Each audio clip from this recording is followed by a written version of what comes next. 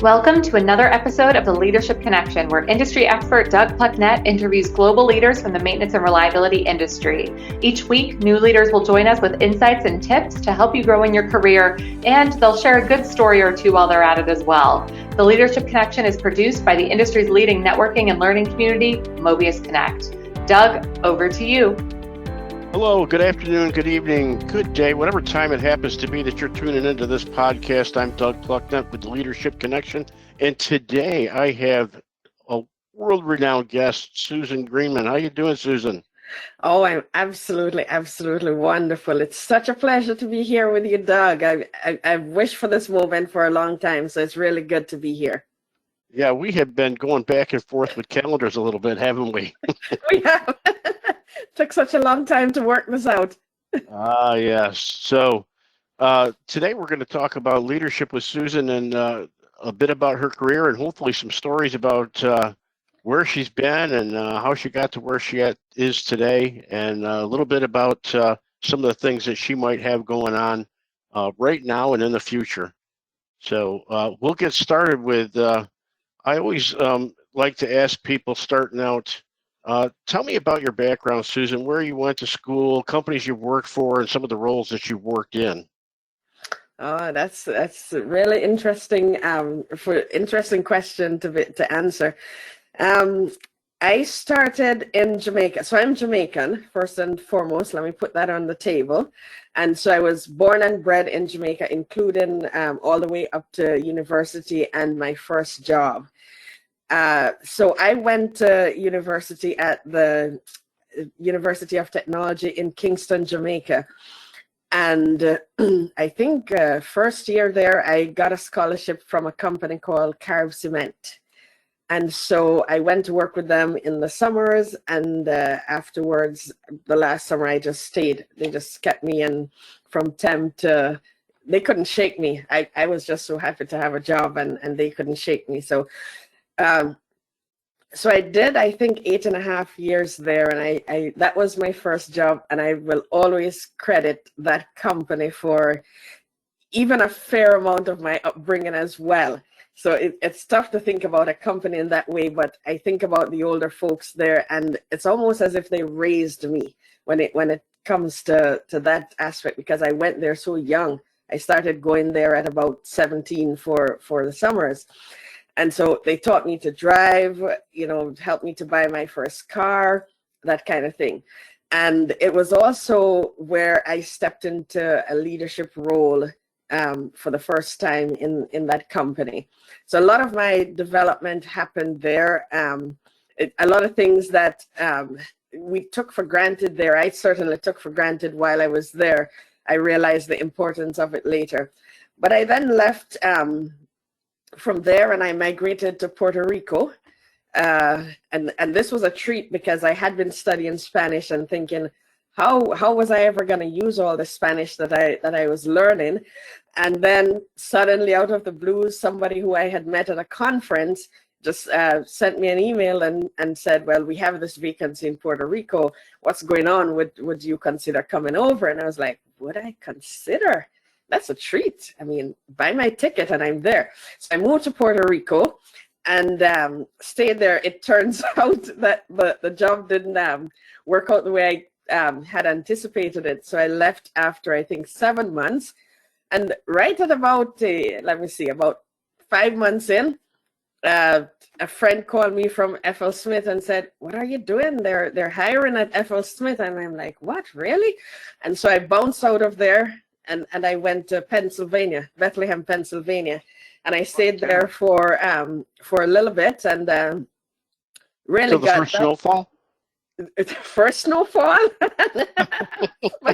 My coworkers made a really big deal of, okay, Suzane is coming. Let's go to the window and see what that looks like. And so, and they were awesome. It was, I think, really an amazing exposure. And my first A&E experience, so dealing with clients and trying to fulfill clients' requirements. Again, didn't know how important that would be in my future, but so. And that ended, I think, after just about 2 years. And I moved back to the Caribbean, but this time I moved to Trinidad and spent some time there. I went back into cement again. I mean, FL Smith is cement as well, just on the OEM side of it. And so I went back now into cement manufacturing, and again, wealth of experience there. And Trinidad is a fantastic country for those who haven't been there. And then while I was there again, I thought I would have spent like 2 years, and it ended up going into 4.5 years. But right about the 4-year mark, I saw a position in Bermuda, and I thought, ooh, that's exciting. It's exotic over there. How about that? I just gotten married, and we thought, well, we didn't have any kids, so why not, aim for an adventure? And so we hopped over Bermuda, and we spent 3 amazing years there. And then from there, we came to Canada, and that's just been a fantastic journey. So Viola is the name of the company that brought me to Canada. So when I left Belco in Bermuda, I moved to Winnipeg with Viola. Spent, I think, 2.5 years there, and then went into my own company. I thought it was really time to transition and really take a good gamble on myself this time. So I thought, I've been doing this for other organizations. What could this look like doing this for myself? And what could that freedom, and the freedom that I was really looking for, is to be able to work with clients and develop solutions the way I wanted to develop them, not being cumbered down by what happens in an organization naturally, and the many layers of administration and bosses and so on. And so I did that, and I was really fortunate to have landed my first contract with a major company here in Winnipeg within 3 months. So that was pretty exciting, and it's been really going strong since that time. Yeah. Well, I've got to tell you, that was really gutsy, because I can tell you that when I started out, I used up some vacation to go place some visits and get some purchase orders. I had 3 purchase orders before I finally gave the 2-week notice to Eastman Kodak Company. So to just say, you know what, I think I'm going to do this, and that takes a lot of nerve and a lot of guts, and I give you credit for that. It's an amazing thing, and it's a great transition to go out and work for yourself. I can attest to that. So it is. Looking at leadership, and I know you said that at the very first companies where you first were recognized as a leader, what project were you working on, and what brought about that recognition as a leader? What made somebody say, oh, wow, this Suzane, she's pretty sharp. We ought to see what more she has to offer here? So I think I started out as a technician, so that was very interesting. And when I went back to school, completed my degree, and then I kind of said to my boss, "What's up?" And he was like, "Oh well, let's see if we can get the electrical team organized, and how about we have people coming down to help us to upgrade to PLCs, and we don't really know what's going on with that and stuff." And it was very interesting because I was placed with the folks who are doing this this PLC thing more as a translator, because if anybody has ever been to Jamaica, then you know how thick our accent is when you're unfamiliar with it. I could have never guessed that you were from there.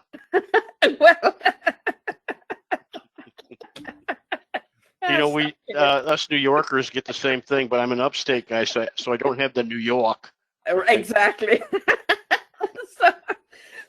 So I think the person, the service provider that came down had a very thick Latin accent, and so they kind of thought that since I spoke Spanish and my Jamaican accent is a little bit levelized, then okay, sure, put Suzane with this guy. And so I was there mainly as a translator, but in the 3 weeks that was there, I actually learned how to program PLCs. And so coming out of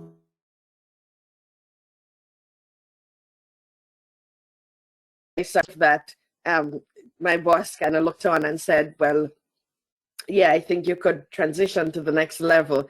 And strangely enough, he also says that you do actually need to really train somebody to do it as good as you, because otherwise you won't be able to move. And that was kind of one of my first leadership lessons as well, that you're not really going to get very far if you try to keep everything inside of your head. So he kind of hammered that into my head really, really early. All right, that's excellent advice that we have yet to have somebody give, and it's amazing that it hasn't been, because it really is one of those things that you go, you've seen people, I'm sure, in their careers that hold on to that stuff, and they say, oh, you know, if I tell everybody this, then I won't be of any value, right? And it works the opposite. Like, you know, Yeah. I'm somebody on LinkedIn, you always see me sharing information, always doing webinars, you know, always writing an article or something. And it's not that I think I know it all, because a lot of research goes into, you know, writing those articles and so on. So it's not just me speaking about it. But I think the first way to demonstrate that you know something is actually to teach it to somebody. And if you can Exactly. actually explain it to somebody who doesn't understand it and teach it to them in a way that they can in turn understand it, that's when you actually know that you know. And in doing that, even some of the research that you do to be able to do that really bolster your knowledge in that particular area. So I think, you know, one of the first things that you think about in leadership is, people sometimes think, well, how do I get to the top? The way to actually build a legacy is to help as many people as you can, really. That's the way to build a legacy.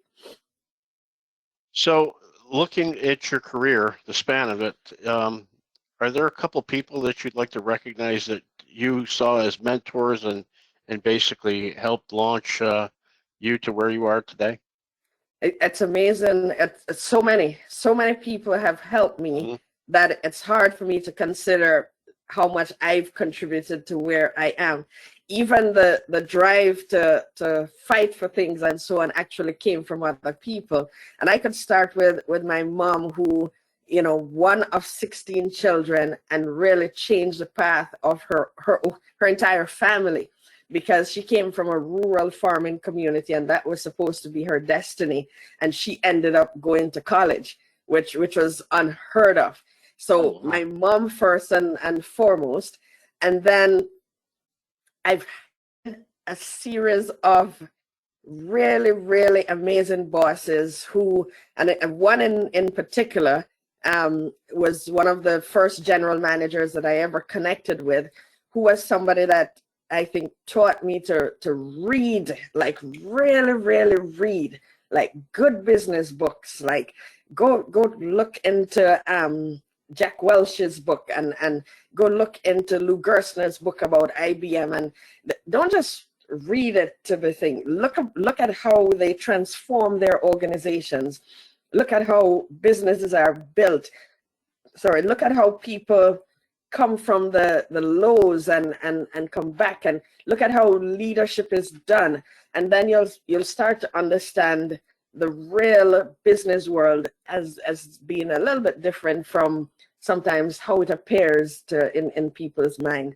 And so I think that was the first time that I recognized a mentor, because it was a little bit more deliberate. He not only said, go read a book, he actually prescribed book. He also gave me the books that he was reading.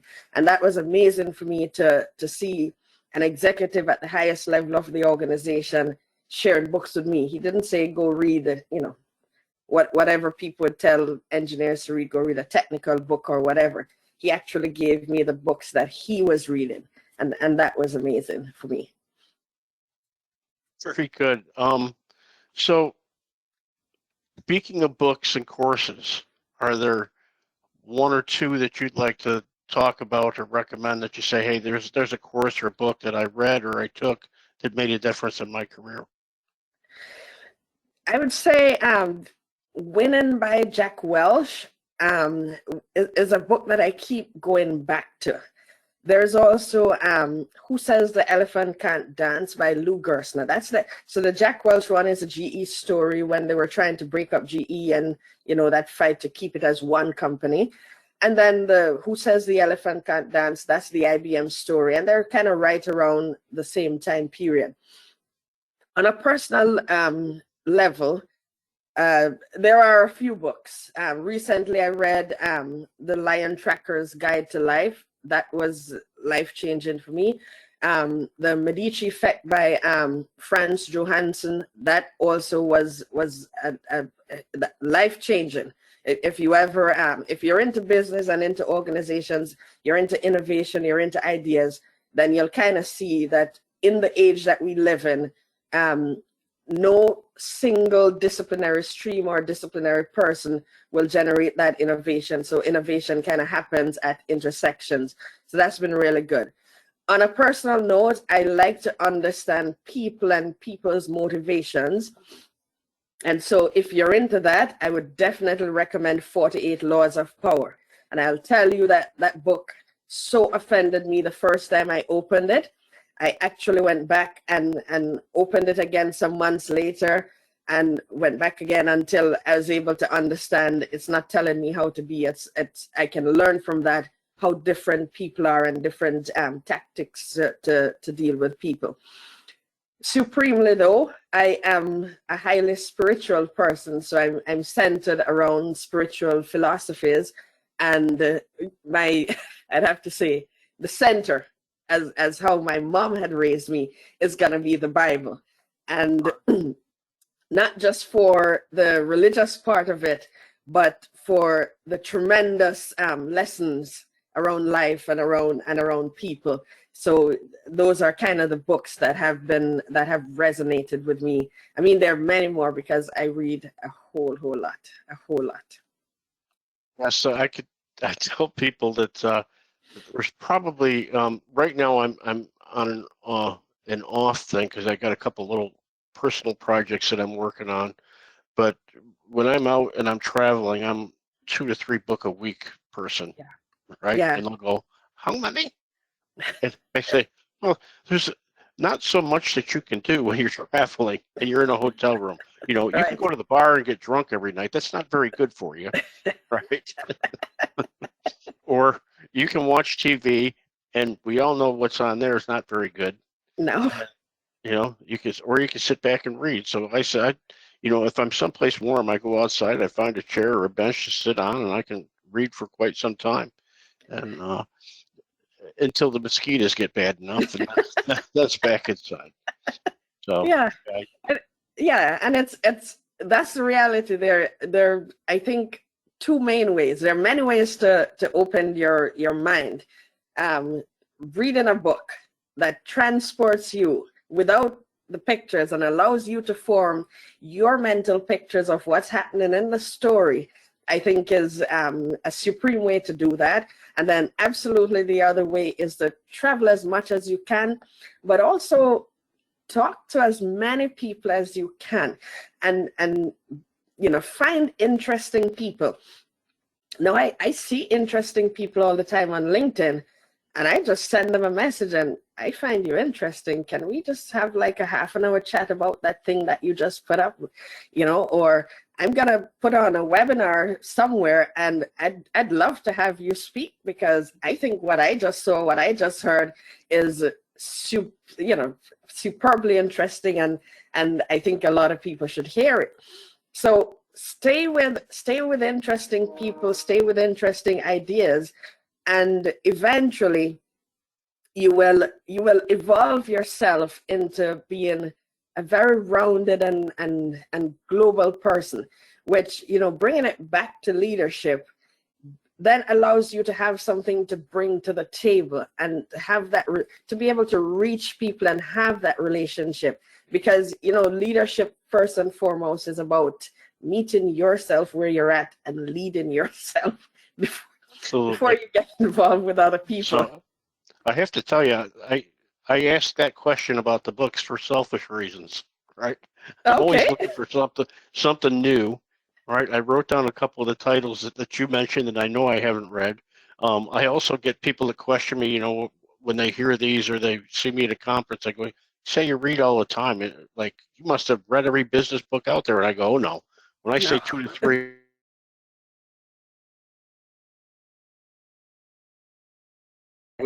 Yeah. So I am always looking for those good business ones to pick up and say, okay, there's one that I haven't heard of, and from doing this, I've picked up at least a dozen. And, Oh, that's amazing. so it makes for good conversation. Hopefully for our listeners, they write those down as well. So I'm going to bounce ahead a little bit here and talk about at this point in your career, what would you say is your greatest success?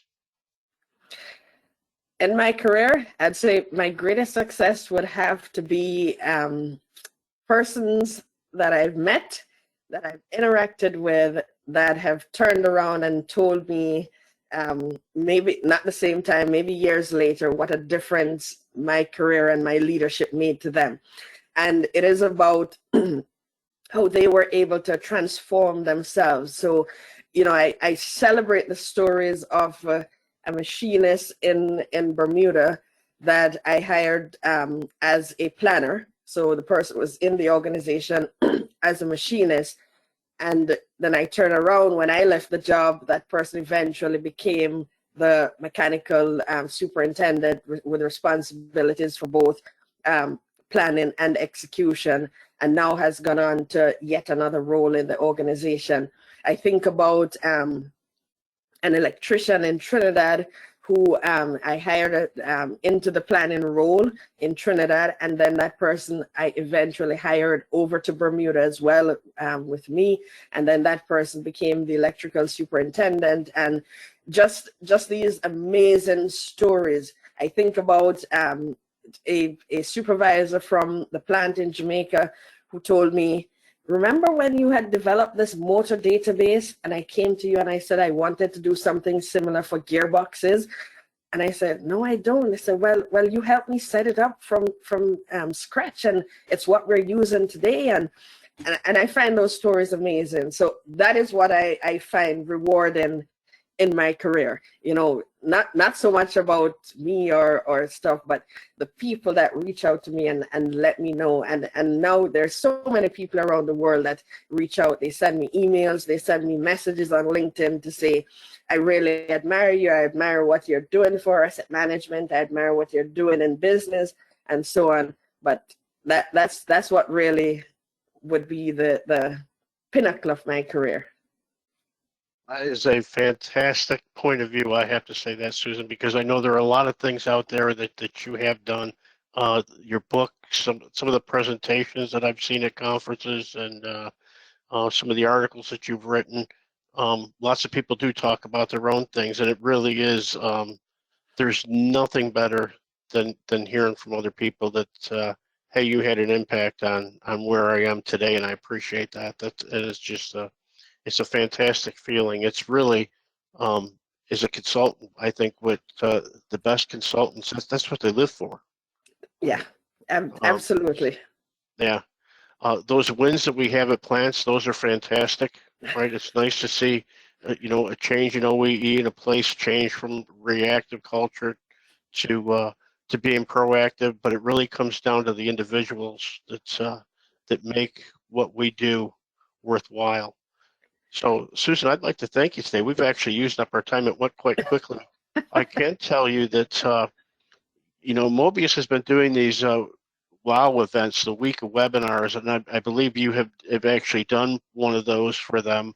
The last one we did, we had a leadership roundtable and Yes. had a discussion there. And if we have one of those in the future, I would certainly be contacting you, because your story is a great one. Your attitude and your influence on people is just been incredible, and I've really enjoyed talking to you today.